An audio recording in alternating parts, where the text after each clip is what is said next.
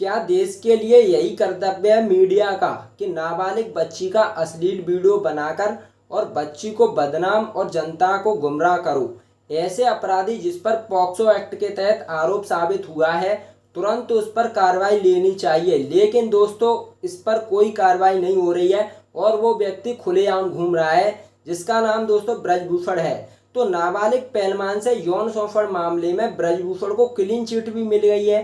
तो बीजेपी सांसद ब्रजभूषण शरण सिंह के लिए राहत की खबर है कि दिल्ली पुलिस ने राज एवेन्यू कोर्ट में पॉक्सो मामले में क्लोजर रिपोर्ट दाखिल की है और पुलिस की क्लोजर रिपोर्ट के मुताबिक पॉक्सो केस में ब्रजभूषण के खिलाफ कोई सबूत नहीं है। इस मामले में नाबालिग पहलवान ने अपना बयान बदल दिया था और नाबालिग पहलवान ने पहले यौन शोषण का आरोप लगाया था, लेकिन बाद में कहा था कि उसके साथ भेदभाव किया गया है। इसके बाद दोस्तों पॉक्सो की शिकायत पर आरोपी को तुरंत हिरासत में लिया जाता है, लेकिन ब्रजभूषण शरण सिंह मीडिया में इंटरव्यू देकर मेडल को 15 रुपए का बताता है और दोस्तों रैलियों में शक्ति प्रदर्शन करता है और दिल्ली पुलिस 45 दिन तक पूछताछ तक नहीं करती है ब्रजभूषण से और सुप्रीम कोर्ट के हस्तक्षेप के बाद एफआईआर दर्ज कराई जाती है ब्रजभूषण पर। इस प्रकार से दोस्तों मामला चल रहा है और वो व्यक्ति खुलेआम घूम रहा है। और रेल मंत्री को कैसे पता चला कि 15 तारीख तक चार्जशीट फाइल हो जाएगी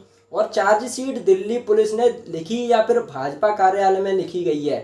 तो एक नाबालिग लड़की ब्रजभूषण शरण सिंह जैसे बड़े आदमी के खिलाफ पॉक्सो की शिकायत दर्ज करती है और यौन शोषण का आरोप लगाती है, लेकिन इसके बाद सारा तंत्र, पुलिस, सरकार और मंत्री और सांसद मिलकर उस लड़की के खिलाफ खड़े हो जाते हैं और ब्रजभूषण शरण सिंह को संरक्षण दिया जाता है। आज भारतीय जनता पार्टी का नारा है कि बेटी डराओ ब्रजभूषण बचाओ, इस प्रकार से नारा है। ब्रजभूषण पर 6 बालिग पहलवानों के आरोप लगे हैं। चलिए जान लेते हैं स्टेप बाय स्टेप वो कौन से 6 ऐसे आरोप हैं जो ब्रजभूषण पर लगे हैं। तो दोस्तों पहला आरोप है दोस्तों इलाज खर्च के बदले में सेक्सुअल फेवर मांगा ब्रजभूषण ने। तो दोस्तों बुल्गारिया में वर्ल्ड जूनियर रेसलिंग चैंपियनशिप के दौरान ब्रजभूषण ने अकेले बुलाया और मैंने इनकार कर दिया। इसके बाद ब्रजभूषण ने दोबारा बुलाया और टी शर्ट ऊपर उठाई, फिर सांस चेक करने के बहाने छूने लगे। 2022 में एक कंपटीशन में मुझे चोट लग गई और जापान में इंडिया लौटने पर मुझे फेडरेशन के ऑफिस बुलाया गया जहां पर ब्रजभूषण ने इलाज के बदले सेक्सुअल फेवर मांगा। दूसरा बड़ा केस है दोस्तों ब्रजभूषण पर के टी शर्ट ऊपर खींची और भागकर जान बचाई महिला पहलवान ने। तो बिश्केक में चैंपियनशिप के दौरान मैं ग्राउंड के मैट पर स्ट्रेचिंग वार्म अप कर रही थी। जब मैं मैट पर लेटी हुई थी तो अचानक ब्रजभूषण करीब आ गए और मेरी इजाज़त के बगैर उसने मेरा टी शर्ट ऊपर खींच दी और छाती पर हाथ रख दिया और सांस लेने की जांच करने का बहाना बनाया और ब्रजभूषण मेरा करियर बर्बाद ना कर दे इस वजह से मैं कुछ नहीं बोल सकी। तीसरा बड़ा दोस्तों केस है ब्रजभूषण पर के ग्रुप फोटो के दौरान मेरे पीछे हाथ रखा। लखनऊ में चैंपियनशिप में ग्रुप फोटो के दौरान ब्रजभूषण ने मेरे पीछे कमर के नीचे हाथ रख दिया। जब मैंने वहां से जाने की कोशिश की तो ब्रजभूषण ने जोर से मेरा कंधा पकड़ लिया और किसी तरह से मैं वहां से निकली तो मुझे कैंप से नाम कटवाने और ट्रायल में हिस्सा ना लेने के लिए भी धमकाया गया। इसके बाद दोस्तों चौथा बड़ा केस है ब्रजभूषण पर के ज़्यादा स्मार्ट बन रही हो और कंपटीशन नहीं खेलना है आपको। तो कर्नाटक में मेडल सेरेमनी के दौरान ब्रजभूषण ने मुझे बुलाया जहां मुझे पर्सनल सवाल पूछे गए। मेरे साथ फोटो खिंचवाने के लिए कंधे से पकड़कर जबरदस्ती मुझे अपनी तरफ खींचा गया और मेरे विरोध किया। तो ब्रजभूषण ने कहा कि ज़्यादा स्मार्ट बन रही हो, क्या आपको कोई कंपटीशन नहीं खेलने हैं, इस प्रकार से मुझे धमकाया गया। पांचवा बड़ा केस है ब्रजभूषण पर के बेड पर लेटने को कहा और जबरन गले लगाया मुझे। तो मैंने एक कंपटीशन में गोल्ड मेडल जीता। इसके बाद मुझे ब्रजभूषण ने बुलाया और मुझे लगा कि शायद बधाई देने के लिए बुला रहे हैं। तो मैं गई तो ब्रजभूषण ने मुझे अपने बेड की तरफ बुलाया और अचानक बिना परमिशन के मुझे जबरन गले लगा लिया।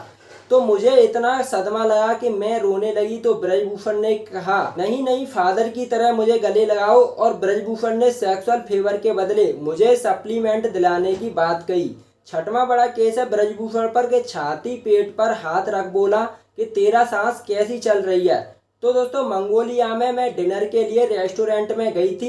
वहां पर ब्रजभूषण ने मुझे अपनी डिनर टेबल पर बुलाया और वहां जाते ही मेरी छाती पर हाथ रख दिया और उसने 3 से 4 बार ऐसा किया। और एक बार मैं अलग सोफे पर बैठी थी तो ब्रजभूषण करीब आया और मेरे हाथ, घुटने, जांघ और कंधे को गलत तरीके से छूने लगा। मैच हारी तो ब्रजभूषण ने 15 से 20 सेकंड तक कसकर गले लगाया और जकार्ता में मेडल जीतने के बाद गले लगा मेरी छाती पर हाथ रखा और बोला कि मैं देखना चाहता हूं कि तुम्हारी सांस कैसी चल रही है। इस प्रकार से दोस्तों ब्रजभूषण पर 6 केस लगाए गए हैं महिला पहलवानों के द्वारा। अब चलिए जान लेते हैं दोस्तों पॉक्सो एक्ट के बारे में। पॉक्सो एक्ट का पूरा नाम the protection of children from sexual offence act है, जिसको दोस्तों हम आपको पॉक्सो एक्ट के बारे में सारी जानकारी देंगे। तो इस एक्ट को 2012 में महिला और बाल विकास मंत्रालय ने बनाया था, जो बच्चों को सेक्सुअल हैरेसमेंट और सेक्सुअल असॉल्ट और पोर्नोग्राफी जैसे गंभीर अपराधों से सुरक्षा प्रदान करता है। इसके बाद दोस्तों बच्चियों के साथ दरिंदगी को रोकने के लिए और इस एक्ट में 18 जुलाई 2019 को बदलाव किया गया। अब 16 साल तक की बच्ची से रेप के दोषियों को उम्र कैद या फिर मौत की सजा का प्रावधान है पॉक्सो एक्ट में। तो इसके तहत नाबालिग बच्ची के साथ होने वाले यौन अपराध और छेड़छाड़ के मामले में कार्रवाई की जाती है। इसमें अलग अलग अपराध के लिए अलग अलग सजा का प्रावधान है पॉक्सो एक्ट में। इस एक्ट के तहत पुलिस की यह दोस्तों जवाबदेही है कि पीड़ित का मामला 24 घंटे के अंदर चाइल्ड वेलफेयर कमेटी के सामने लाया जाए, जिससे पीड़ित की सुरक्षा के लिए जरूरी कदम उठाया जा सके। अपराधों की सुनवाई एक स्पेशल कोर्ट द्वारा कैमरे के सामने बच्चे के माता पिता यानी जिन पर बच्चा भरोसा करता है उनकी मौजूदगी में किया जाता है। वहीं पर पॉक्सो एक्ट से बचने का कोई भी उपाय नहीं है, लेकिन अगर ये साबित हो कि पीड़िता की उम्र 18 साल से ज़्यादा है तभी इस धारा को हटाया जाएगा, अन्यथा किसी भी सूरत में आरोपी को नहीं बख्शा जाएगा। अब यहाँ पर जान लेते हैं नाबालिग यौन शोषण केस में ब्रजभूषण को दिल्ली पुलिस ने क्लीन चिट दे दी है। तो कोर्ट में क्लोजर रिपोर्ट फाइल की।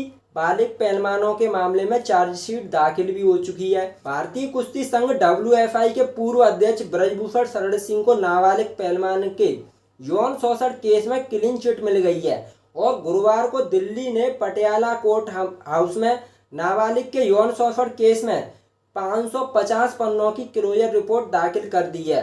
वहीं पर दोस्तों 6 बालिग पहलवानों के यौन शोषण केस में दिल्ली की राज एवेन्यू कोर्ट में करीब 1000 पन्नों की चार्जशीट पेश कर दी गई है और आरोपियों में असिस्टेंट सेक्रेटरी और विनोद तोमर का नाम भी है। यहीं पर दोस्तों दरअसल 7 महिला पहलवानों ने 21 अप्रैल को दिल्ली पुलिस में ब्रजभूषण के खिलाफ यौन उत्पीड़न की शिकायत की थी। इस मामले में दिल्ली पुलिस ने 28 अप्रैल को 2 मामले दर्ज किए थे। पहला मामला 6 बालिग नाबालिग पहलवानों की शिकायत पर था, जबकि एक केस नाबालिग की शिकायत पर दर्ज किया गया था। वहीं पर दोस्तों साक्षी मलिक और विनेश फोगाट की यह फोटो आप देख रहे हो, ये दोस्तों हरिद्वार की है, जब वे गंगा में अपने मेडल बहाने पहुंचे थे और रेसलर इस साल जनवरी से आंदोलन कर रहे हैं। तो नाबालिग पहलवान ने बयान बदला, इसलिए पुलिस ने क्लोजर रिपोर्ट दी। तो नाबालिग पहलवान के केस में दिल्ली पुलिस ने कैंसिलेशन रिपोर्ट में कहा कि जांच में यौन शोषण के कोई सबूत नहीं मिले हैं, इसलिए इस केस को बंद कर रहे हैं। और दिल्ली पुलिस की प्रवक्ता सुमन नवला ने बताया कि पॉक्सो के मामले में हमने शिकायतकर्ता यानी पीड़ित के पिता और स्वयं पीड़ित के बयानों के आधार पर मामले को रद्द करने के लिए कोर्ट को अपील की है। और नाबालिग पहलवान ने ब्रजभूषण पर यौन शोषण के आरोप लगाए थे, लेकिन बाद में बयान बदल दिया और नाबालिग पहलवान ने कहा कि उसका यौन शोषण नहीं हुआ है और ब्रजभूषण ने कुश्ती ट्रायल में भेदभाव किया था। इसके नाबालिग पहलवान के 2 बार कोर्ट में दोस्तों बयान दर्ज किए गए हैं। इस मामले में अगली सुनवाई 4 जुलाई को होगी और कोर्ट तय करेगा कि ब्रजभूषण के खिलाफ पॉक्सो एक्ट में कैसे चलेगा या नहीं चलेगा। अब यहाँ पर दोस्तों जानेंगे नाबालिग पहलवान अपने बदल चुकी है बयान। पहला बयान है दोस्तों, ब्रजभूषण ने जबरन खींचा और हाथ कंधे से नीचे ले गया और कमरे में बुलाकर जबरदस्ती शारीरिक संबंध की कोशिश की। ये पहला बयान था, उस नाबालिग ने बदल दिया है। दूसरा दोस्तों बयान बदला है, वो कौन सा बयान है? मेरे साथ ट्रायल में भेदभाव किया और विरोध करने पर कहा कि खेलना हो तो खेलो वरना दूसरे एथलीट को विजेता घोषित कर देंगे। ये दोस्तों 2 बयान थे उस नाबालिग ने बदल दिए हैं। दिल्ली पुलिस की प्रवक्ता सुमन नवला ने बताया कि 6 बालिग पहलवानों के केस में हमने ब्रजभूषण शरण सिंह के खिलाफ धारा 354 ए और डी के तहत चार्जशीट दाखिल की है और विनोद तोमर के खिलाफ धारा 109, 354 और 354 ए और 506 के तहत चार्जशीट दायर की गई है। इस केस की अगली सुनवाई 22 जून को की जाएगी। अब जान लेते हैं दोस्तों पक्ष आज क्या क्या कर सकते हैं। दिल्ली पुलिस कोर्ट में चार्जशीट पेश कर दी है। दिल्ली पुलिस ने कोर्ट में अपनी चार्जशीट पेश कर दी है और चार्जशीट के हजारों पन्नों में जांच रिपोर्ट, सबूत और किन धाराओं में केस चलेगा उस पर बात होगी और ब्रजभूषण के खिलाफ लगा पॉक्सो एक्ट हट सकता है। और गृह मंत्रालय क्या कह रहा है कि 28 मई को पहलवान और उनके समर्थकों पर दर्ज केस वापसी को लेकर कोई फैसला लिया जा सकता है। वहीं पर खेल मंत्रालय कह रहा है दोस्तों कि भारतीय कुश्ती संघ की आंतरिक शिकायत समिति बनाकर किसी महिला को इसका अध्यक्ष बनाने की घोषणा हो सकती है और इसी कमेटी के सामने नाबालिग पहलवानों से भेदभाव की शिकायत भेजी जा सकती है। और खेल मंत्री की घोषणा के बाद चुनाव का शेड्यूल जारी हो चुका है और 2 प्रशिक्षकों को एड हॉक कमेटी में शामिल कर लिया है। अब दोस्तों पहलवान क्या कह रहे हैं। पहलवानों की संघर्ष कमेटी के अनुसार जांच रिपोर्ट उपयुक्त न मिलने पर आज शाम तक आंदोलन आगे बढ़ाने का ऐलान करेंगे और जगह और तारीख शाम को घोषित कर सकते हैं। तो दोस्तों जांच रिपोर्ट से संतुष्ट हुए तो सरकार एशियाई खेलों में ट्रायल से संबंधित अपील कर सकते हैं। दरअसल एड हॉक कमेटी और से ट्रायल 20 से 25 जून तक कराने की संभावना है और पहलवान चाहते हैं कि ट्रायल के विजेता के साथ उनके नाम भी शामिल करें और अगस्त के पहले सप्ताह में ट्रायल के विजेताओं से उनका मुकाबला कराएं। इसके बाद दोस्तों 7 जून को अनुराग ठाकुर से मिले थे रेसलर्स।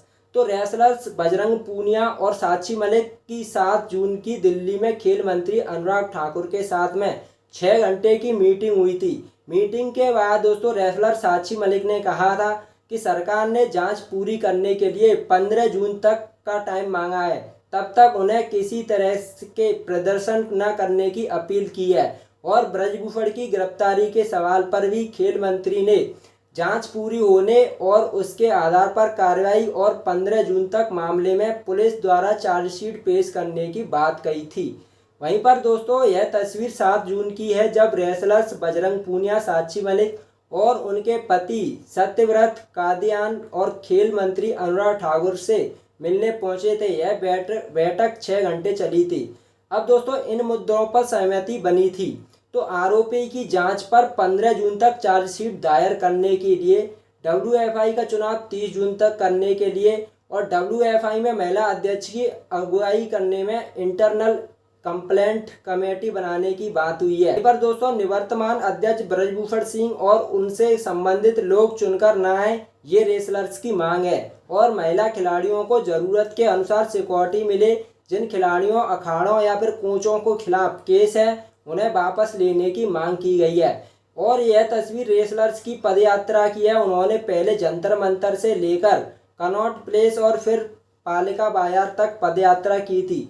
तो रेसलर्स के धरने में अब तक क्या हुआ है। 18 जनवरी को जंतर मंतर पर विनेश फोगाट और साक्षी मलिक के साथ में बजरंग पूनिया ने धरना शुरू किया और आरोप लगाया कि WFI के तत्कालीन अध्यक्ष ब्रजभूषण सिंह ने महिला पहलवानों का यौन शोषण किया है। 21 जनवरी को विवाद बढ़ने के बाद केंद्रीय खेल मंत्री अनुराग ठाकुर ने पहलवानों से मुलाकात कर कमेटी बनाई, लेकिन कमेटी के रिपोर्ट आज तक सार्वजनिक नहीं हुए हैं। वहीं पर दोस्तों क्या हुआ कि 23 अप्रैल को पहलवान फिर जंतर मंतर पर धरने पर बैठ गए।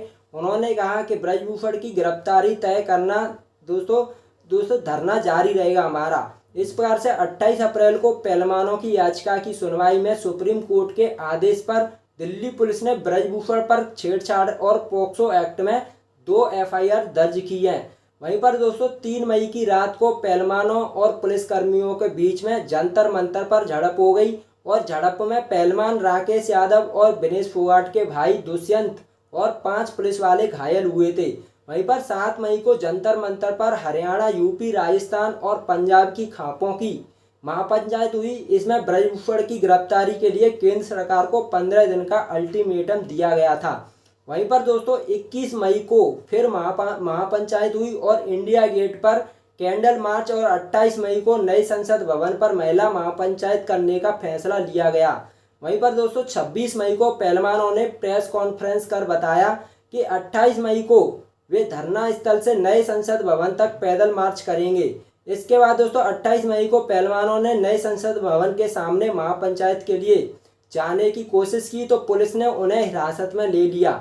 वहीं पर 29 मई को सारा दिन पहलवान घर पर रहे और मेडल गंगा में बहाने और इंडिया गेट पर आमरण अनशन करने का फैसला लिया।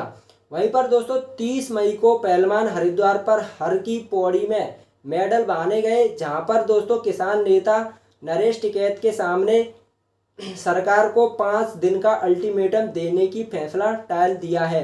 वहीं पर दोस्तों 31 मई को न्यूज एजेंसी ANI ने सूत्रों के हवाले से दावा किया कि दिल्ली पुलिस के पास ब्रजभूषण की गिरफ्तारी लायक सबूत नहीं है। इस पर दिल्ली पुलिस ने ट्वीट करके इसका खंडन किया और कहा कि जांच जारी है और बाद में दिल्ली पुलिस ने अपना ट्विटर डिलीट कर दिया।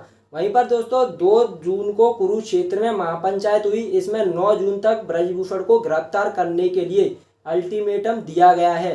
वहीं पर दोस्तों 3 जून को दिल्ली पुलिस को इस मामले में 4 गवाह मिले हैं जिन्होंने ब्रजभूषण पर लगे आरोपों की पुष्टि की है। इनमें एक ओलंपिक, कॉमनवेल्थ गोल्ड मेडलिस्ट और इंटरनेशनल रेफरी और स्टेट लेवल कोच भी शामिल हैं। 4 जून को पता चला कि पहलवानों की गृह मंत्री अमित शाह से मीटिंग हुई और 5 जून को विनेश साक्षी और बजरंग पूनिया ने रेलवे में ड्यूटी ज्वाइन कर ली और हालांकि साक्षी ने कहा कि उनका आंदोलन जारी रहेगा। वहीं पर दोस्तों 6 जून को अमित शाह से मीटिंग का पता चला तो किसान और खाप ने 9 जून को जंतर मंतर पर अपना प्रदर्शन स्थगित कर दिया। वहीं पर दोस्तों 7 जून को रेसलर और खेल मंत्री अनुराग ठाकुर से मिलने पहुंचे थे। यह बैठक 6 घंटे चली थी। तो इस प्रकार से दोस्तों मैंने आप लोगों को सारी जानकारी दी है। अगर आप लोगों को वीडियो अच्छा लगा है, गर्मी बहुत पड़ रही है, पसीना निकल रहा है, तो मेरी इस मेहनत के लिए जल्दी से वीडियो को लाइक कर देना, चैनल को सब्सक्राइब कर देना। अगर आपका कोई भी सवाल है आप इस लोग कमेंट कर सकते हैं। मिलते हैं दोस्तों अगली वीडियो में और अगली नई इन्फॉर्मेशन के साथ। तो थैंक्स फॉर वॉचिंग।